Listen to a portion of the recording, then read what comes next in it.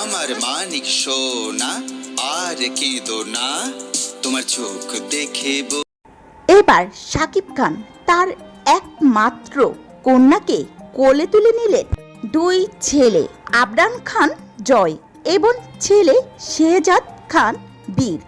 এরপর নতুন অতিথির আগমন। বুবলির কোল জুড়ে এলো শাকিবের একমাত্র কন্যা সন্তান। শাকিবজি তার মেয়েকে কতটা পরিমাণে ভালোবাসে তা এই ভিডিওতে দেখলেই বোঝা যায়। মেয়েটি যখন কেঁদে উঠল, শাকিব যেন দিশাহারা হয়ে গেল।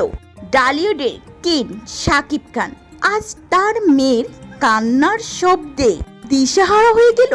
আর এই ভিডিওটি যখনই সোশ্যাল মিডিয়াতে ছড়িয়ে পড়ল, ভক্তরা দেখে কমেন্টের করে লিখতে শুরু করে দিল, সত্যি বাবা মেয়ের এই আদরের খুনসুটি যেন চোখে পড়ার মতো। জানা যায় শাকিব খানের কানে এই সুখবরটি আসতে সকল ব্যস্ততা ছেড়ে তিনি যেন খুশিতে আবেগ আপ্লুত হয়ে পড়ে।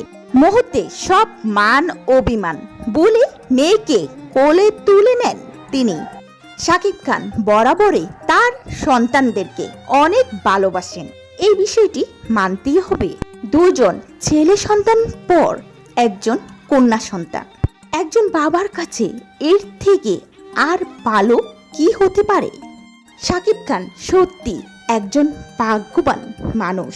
তবে শাকিব খানের নবগত সন্তানের রাজকন্যাকে নিয়ে আপনার মন্তব্য কি জানাতে পারেন আমাদের ভিডিওর কমেন্ট বক্সে।